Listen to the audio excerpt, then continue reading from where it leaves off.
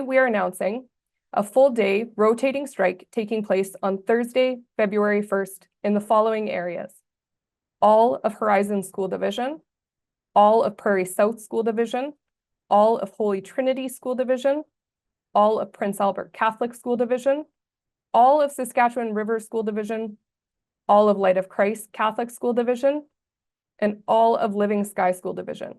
This will also include Sackaway High School in North Battleford, the Conseil des Écoles Francescois schools within the geographic boundaries of the school divisions that I mentioned, as well as the Saskatchewan Distance Learning Centre teachers who work at a school or a regional campus within the geographic boundaries of those school divisions above.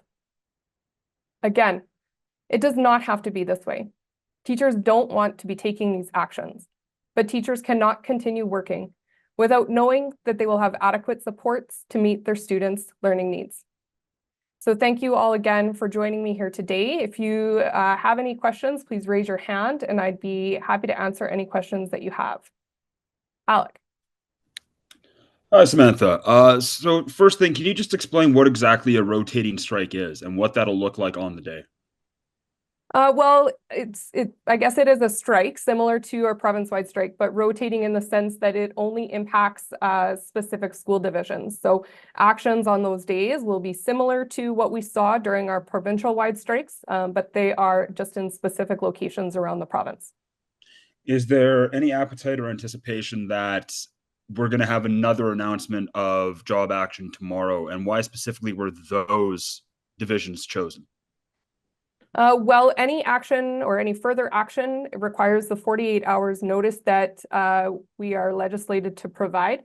So if there isn't another announcement, you'll be provided with that notice time. And in terms of these, we have a long-term plan and a short-term plan. Our goal is to get a negotiated agreement. Like I said, we do not want to be taking these actions, but government refuses to engage in negotiations in any way. It's not even engaging in good faith negotiations. They're not negotiating at all. And so we are taking the only option we have left on behalf of teachers. But sorry, to be clear, why not have a province-wide strike again? Why not have an indefinite strike? The 1 days and 1 days and now 1 day. It seems like this is a smaller scope than the two previous rounds of strike that we've had in the province. So why have a limited scope? Why not expand it on the third opportunity to strike? Well, we take many different factors into consideration when we're making these decisions. And so this is just where we are at in terms of our plan. I wouldn't say that it is a scale back. While it's not affecting everyone across the province, that doesn't mean that there won't be days in the future that do impact others. But like I said, these are the actions that we're announcing for Thursday. Okay. That's all for me right now. Thank you. Thanks, Alec. Keenan? Hi, Samantha. Your other job action to date hasn't really worked. It hasn't gotten both sides back in a room. I just wonder what about this announcement tells you that this will change that? Well, like I said, we are hopeful that the government starts listening. And so these actions are just further actions to apply pressure to government to let them know that all of the proposals that we have put forward in bargaining are important and they need to be addressed with long-term commitments from government. We have also seen a lot of support from members of the public in our last 2 days of action, and we hope to see those continue in future days. Like I said, this is government's responsibility. They need to be properly funding education, and because they haven't carried through on those promises of funding education and ensuring all Saskatchewan students receive the supports that they need and are able to benefit from the economic prosperity that we're seeing in Saskatchewan, we're pushing to make sure that we get an investment, not just this year, but in future years to come. Thank you. Thanks. Aishwarya? Is there another round, round 2 of rotating strikes coming that could include Saskatoon and Regina? Oh, well, there could be. Like I said, our goal is to get an agreement that sees improvements to teachers' compensation and sees protections around teachers' working conditions and improvements to our students' learning conditions. So we are taking this action today. That doesn't mean that there are not future actions planned in the future. But like I said, our goal is to get that agreement. We can stop any of these disruptions at any point if government were to call and say that they're ready to negotiate and have meaningful conversations around those proposals. Thank you. Thanks. Keenan? My bad, did not lower my hand from before. Oh, thanks. Andrew? Hey, yeah, just to kind of follow up, is there a reason why these school divisions were picked specifically, to be on this first round of strikes here? So like I said, there's lots of factors that go into making these decisions. And so we have lots of things that we consider when we look at potential areas to impose rotating strikes. But our goal in the end is to get back to the table. We want government there. We want to be having these conversations. And so these are just the school divisions that we've selected at the time. Is there a reason it was decided to, implement these rotating strikes rather than, say, cut extracurriculars or do something like that as your next step in job actions here? Yeah, absolutely. Like I said, we've considered all of the possible actions that we could take, right from another provincial-wide strike, as we've seen in the past, extending those days, or right to the withdrawal of voluntary services. And this is the action that we've chosen in the hopes that government starts taking this seriously and starts coming to the table ready to negotiate around all of the proposals that teachers have brought forward as a priority.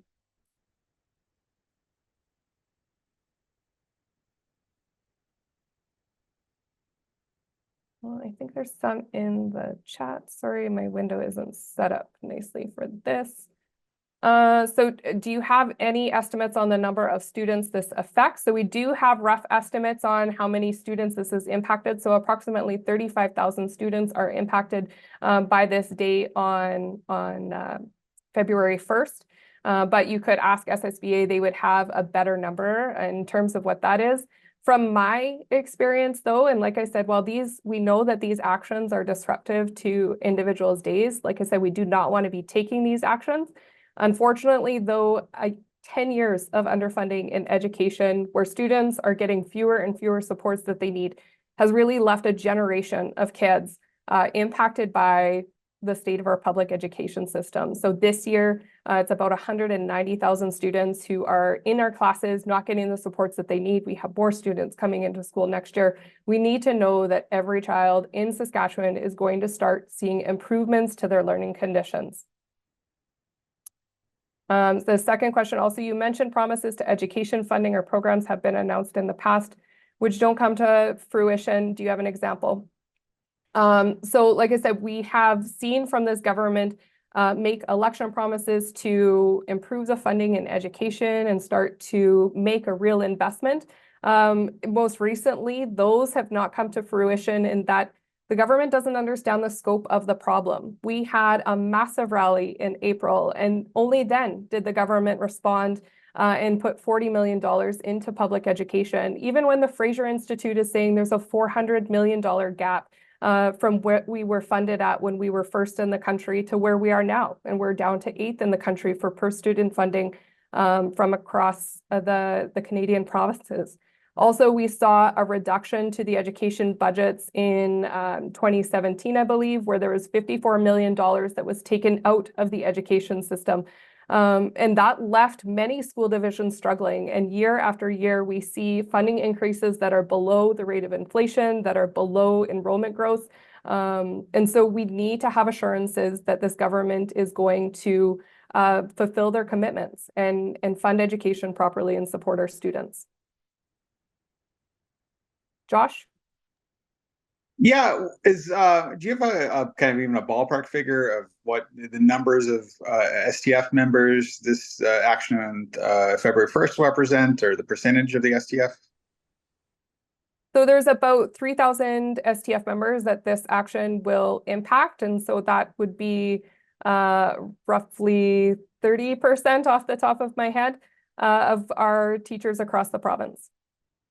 And this is more of a blue sky question, I guess. But if this keeps going the way it's going in some form or fashion, and we get to budget day, and everything that your membership is seeking, or enough of it is wrapped up, in a bow under that tree, is there a world where, the union would move on from this if the government decides to, take a lot of measures which you would find satisfying in the next budget?